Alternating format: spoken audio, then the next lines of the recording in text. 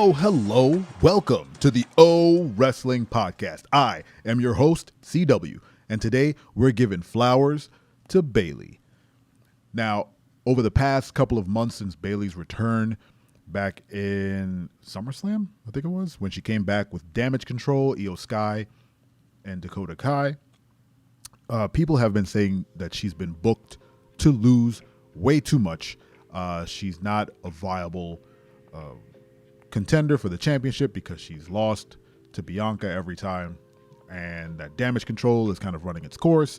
This is all stuff that I've seen online. It's not anything that I've thought. It's just kind of the discourse that's going on other wrestling platforms. Now, I don't believe that. I think Bayley is, well, I don't think anyone's debating that Bayley is a fantastic performer. She's a fantastic person, based on just what I've seen, and I don't know her. And she's an amazing in-ring performer. There's a reason why she was called up with, Charlotte and Sasha and Becky, and they called them like the 4 horsewomen or whatever.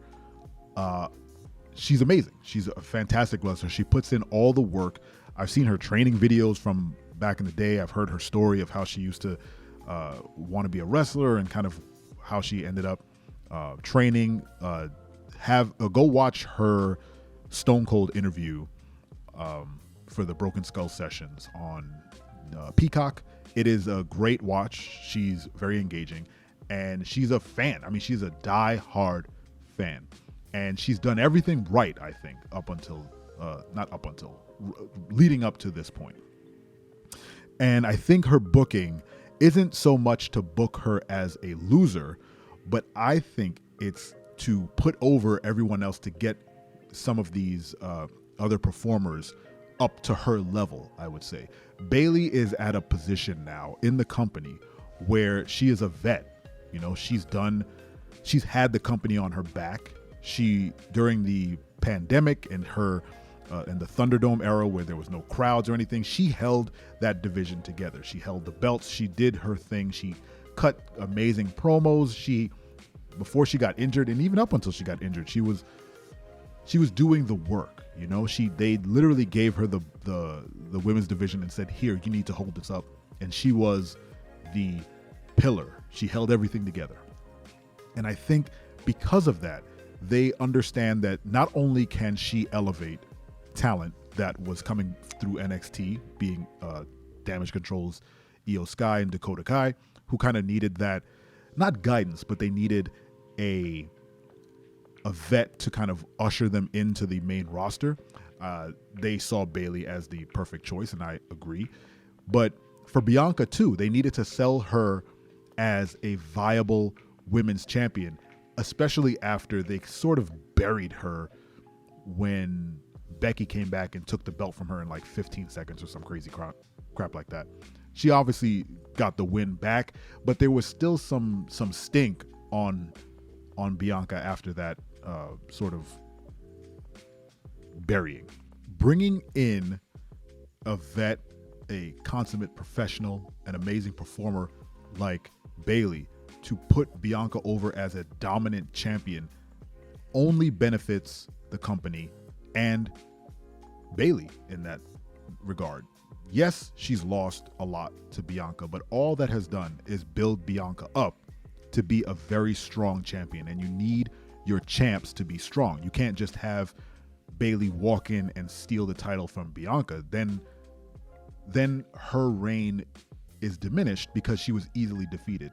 So having Bayley, who can sell, who can cut promos, who can put over talent as good as anyone in the business, having her come in and booking her to lose to Bianca is, I think, the right thing to do to bring the division up, right? Now Bianca is a dominant, crazy dominant champ because she continues to beat a former dominant champ. That's the story. It's not that It's not that Bayley is a loser. It's that Bianca is just that good that she can beat Bayley all the time. Now, will she get that back? I can almost guarantee that Bayley at some point will pin Bianca for the title. Maybe not this year, maybe not this reign, but she will get those wins back. But right now, they needed a very strong competitor to put over the rest of the women's division. And it's happening again and again and again. Like, I believe at the moment of this taping, Bayley is scheduled to wrestle Becky on Raw on the 19th of December. And again, that's she's going to put Becky over as well.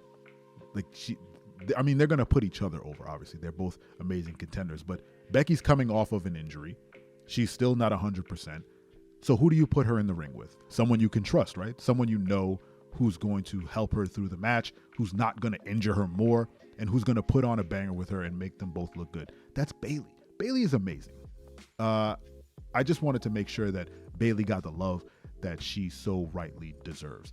Not only is she a fantastic person doing charity work and, doing things for the kids, even in her heel persona, she will, still make time to make kids happy. And she is a role model. And she knows that. And even her vile promos against the kids who love her aren't that vile. They're quite funny. And it's all in service of her character. But, once the camera's cut off, she's helping those kids out. She's doing charity work.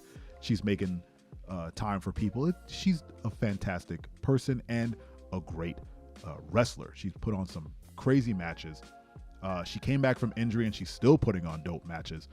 I hope her rehab is going well. She's a full-time performer again, so I don't know how much rehab she's still doing, but hopefully her injuries have healed up and she's 100%, because that would be kind of messed up that her and Becky are both working through. I think professional wrestlers are always perpetually injured, but the injuries that put them on the shelf, hopefully they're not wrestling both at limited capacity, let's say. And it doesn't look like Bayley is wrestling at limited capacity. She's put on great matches with Bianca. She's selling. She's doing everything. I don't know. This is just a gush fest on Bayley. She's such a fantastic presence on screen. The elephant in the room is whether or not Damage Control and Bayley are working. I don't know. Everything I said up until this point is true. She's doing that to get the women's division over. But I do not think that the Damage Control faction as a whole is being booked properly. There's definitely a split coming. I shouldn't say definitely. I don't know anything.